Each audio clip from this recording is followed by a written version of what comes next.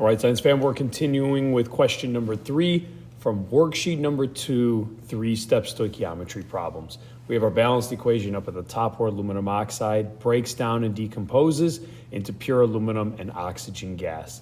Let's get started. If we have 200 liters of oxygen, that means that that's what we know we have. We're starting with a volume of something. If we know that's formed, how many grams of aluminum would be formed as well? So if we really take a look at that, we are going to be starting at volume of A, and then we're looking for a new compound, which is the mass of B, because we're looking for aluminum. If I take a look on my map, then I'm going to be starting at volume A and ending at mass B island. So to do that, I'm going to have to go to moles of A, then moles of B, then over to mass of B. So really, volume A is going to go to moles of A, then to moles of B, and then finally to mass of B. So now we know that we have our steps, right? 1, 2, 3 steps to get there. Perfect. Well, let's get started then by writing down what we know we have. We know we have 200 liters of oxygen, and that this is going to be a 3-step process. Well, let's get to it. Step 1 then is going to be to go from volume island over to mole island. To do that, it says to put 1 mole over 22.4 liters. So let's do that. 1 mole over 22.4 liters. But remember, we're still talking about oxygen, O2. The reason that works out, right, is liters of oxygen are going to cancel out. Now we don't have to worry about our volume. We're out of volume and into moles. Our next step then is going to be to go from mole A to mole B island. To do that, you'll notice that it's always B over A moles. B on top, A on the bottom. So what does that mean? It means we need to use our balanced equation. So B object is aluminum. So when I look on my balanced equation, aluminum is 4. So I'm going to use that 4 and say if I have 4 moles of aluminum, I'm going to have, let's see, my A object is oxygen. So it means I'm going to have 3 moles of my oxygen, O2. Now take a look at what that does. Moles of oxygen units are now gone, which means moles of A are gone, and now we're in moles of B, which is aluminum. So oxygen is gone now. We no longer are worried about oxygen. For the rest of this problem, it's all going to be about aluminum. So let's take our last and final step then. If we're in moles of B, let's go to mass of B. To do that, it says to do molar mass over 1 mole. If you remember, molar mass is just the mass off the periodic table. So if I look on the periodic table for aluminum, because that's what I'm looking at, specifically object B, which is aluminum, it's 26.98 grams of aluminum for every 1 mole of aluminum. If you're asking, well, how did you know to write that? It says so right here on the map. So use the map to your advantage. Now that we have that, the math works out good because now moles of A units are gone. Moles of B units, which is aluminum. So that's gone, and now we're left with mass. So calculate that. Remember, multiply by the top, divide by the bottom. But the ending number I get for this problem is about 321.19 grams of aluminum. That becomes my answer. So from all that information in the balanced equation, we were able to convert from the volume of oxygen, just that gas. If that's formed, then how many grams of aluminum would also be formed? That might be important to a company or a factory to know just about how much product they're creating so they know if they can hold on to it or not. They don't want vats overflowing. You don't want things breaking down because you're holding too much. So if you think of an engineer's point of view, this can be valuable information, as well as from a chemist's point of view. All right, that was good. Let's move on to number 4. Number 4 says with 35.9 grams of aluminum oxide. So that's given to us. So we know that value, so that's going to be our A value, right? It decomposes, and that's what it looks like here. Yep, it's breaking down into pure aluminum and oxygen. How many atoms of aluminum would be formed? So it looks like we're going to start with aluminum oxide. which is in grams. So we're going to start with mass of the first object. That's going to be mass of A. And then in the end, we want to know atoms or particles of B. So I'll put particles, or part for short, of B is where I'm going to end up because atoms fall under the particles category. Well, let's take a look at our map to see how we do that. If we're starting off at mass A, but we're ending at particles B, there is a certain road map we have to follow and path to get there. Perfect. Well, let's do that. It looks like we're going to go from mass A over to mole A. That'll be our first step. Then from mole A, we'll go to moles of B. That'll be our second step. And then we'll go to particles of B. I like it. I've got a game plan. Let's do it. First thing I'm going to do is start off with what I'm given. I have 35.9 grams of Al2O3. That's given to me. From there, I know I'm going to have 3 steps. I'm going to write those down to give myself some room. Step 1, go from mass A island to mole A island. It says to do 1 mole over molar mass. So first of all, I know 1 mole goes on top. My map says so of Al2O3. I'm going to continue to use that to label everything to know what compound I'm talking about. Now, when I add up 2 aluminums and 3 oxygens off the periodic table, I get about 101.96 grams of Al2O3. I like how that works out because grams of Al2O3 cancel out. So mass is gone, and now I'm in group mole A. Now that I'm in mole A, I'm going to move down to mole B. And as we know, mole B, getting there is always B over A. So we're going to focus on the B object on top, which is aluminum. So for aluminum off our balanced equation, there's the number 4 there. So that means there's going to be 4 moles of aluminum. And then on the bottom here is my A value. My A value, or object, is Al2O3.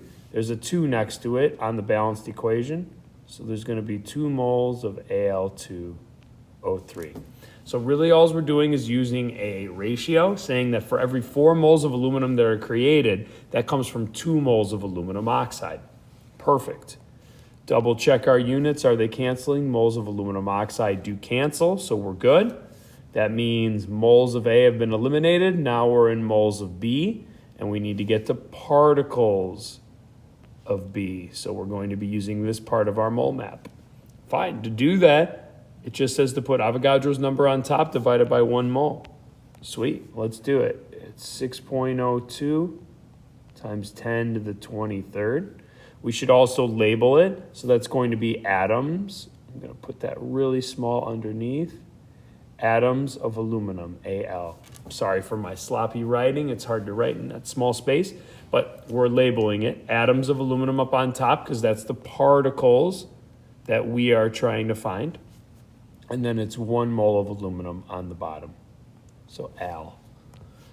If we double check our work, moles of aluminum cancel out, which means moles of B is gone, and we're left in the particles of B, which is perfect.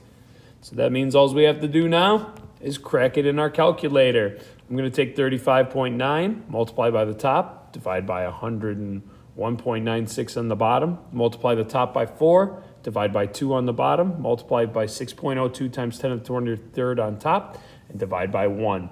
When I do that, I end up getting an answer of about 4.24 times 10 to the 23rd power, and that is going to be atoms of aluminum. Sorry for the sloppy handwriting there. I'm writing with my finger, but you get the idea.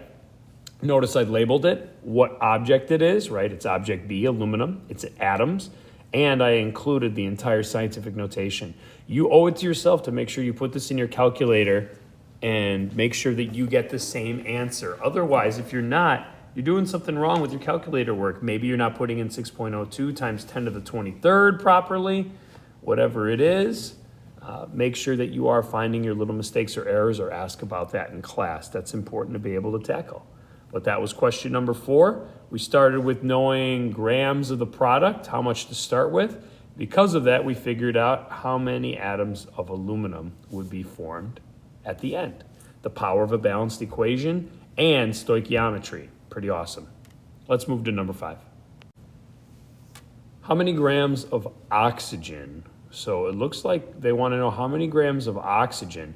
We don't know how much, so that looks like what we're going to solve for. That's going to be our B value.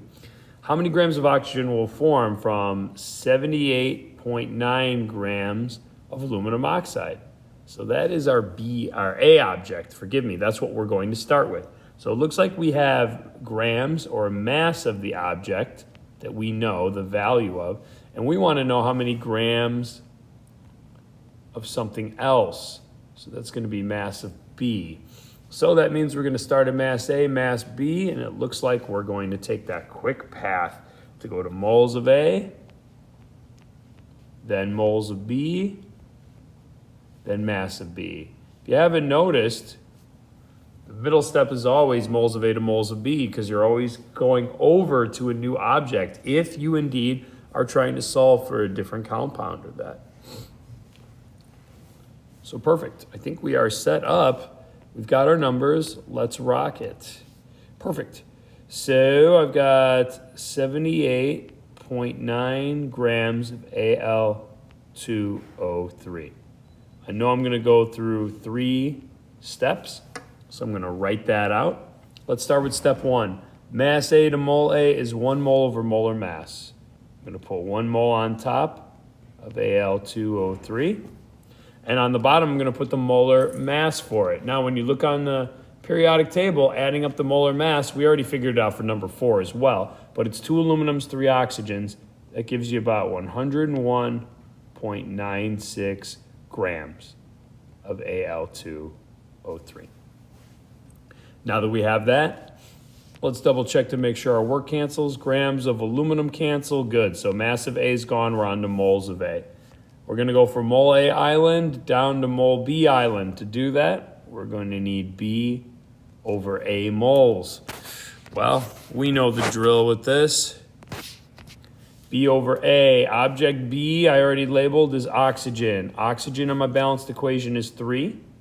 So that means that I'm going to use 3 moles of oxygen for my B mole to mole conversion, because we always use our balanced equation. Now for A goes on the bottom. Object A is aluminum oxide. That's this one. Aluminum oxide has a 2 by it. So that means there's going to be 2 moles of Al2O3. Sorry if that's hard to read with the black spot there. Hopefully you guys can still see that, no problem. Let's see, moles of Al2O3 cancel out. So we're done with moles of A. We're on to moles of B. We've transferred to that. And that's our last step, right? Go from mole B island over to mass B. And it says molar mass over 1 mole. Now this goofs people sometimes. They say, wait, we already found the mass. Do I just put that again? No, sir. No, ma'am. If you're going to mass B, you're going for object B. So remember, we're in oxygen land now. So we have to find the molar mass of oxygen. So if each oxygen is 16, O2 is 16 plus 16, it's going to be 32 grams of oxygen for every 1 mole of oxygen. So that's the important part. Once you're on the B side, you no longer care about the first compound you were given with the number. That doesn't matter anymore. We're on to the new compound. Double check our work here. Does moles of oxygen cancel? It does. So we've got all of our numbers. Remember, multiply by top, divide by the bottom. When I crack this out from my calculator, I end up getting about 37.14 grams of oxygen for my answer. And there you have it. You owe it to yourself to do that in your calculator. Go through it, double check your work to make sure you're putting it in the calculator right. If you aren't, it's good to know sooner than later. You don't want to find out on a quiz. You want to find out now on homework. Make mistakes now and work through it. Okay, but we went through 3, 4, and 5. This is stoichiometry worksheet number 2. Hopefully this is starting to make a little bit more sense and you're feeling more support, but that mole map is your friend, and most importantly, canceling out the units kitty corner is what helps guide you into where you're leaving and where you're going. All right, take care, science fam. Be well.